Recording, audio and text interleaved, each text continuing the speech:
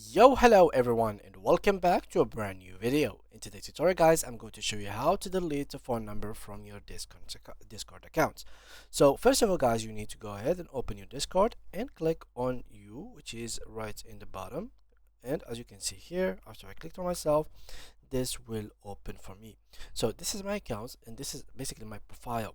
What I have to do is to click on the top right corner settings option. So I'm going to click on it, as you can see, and there I'm going right into the account settings.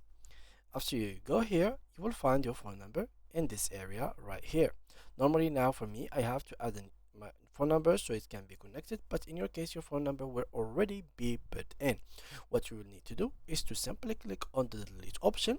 They will ask you to put in your phone number, so simply type it in and they will send you a verification code. Just type the code and your phone number shall be deleted from your Discord account. It's very simple and easy. Thank you guys all for watching, and see you guys in the next video.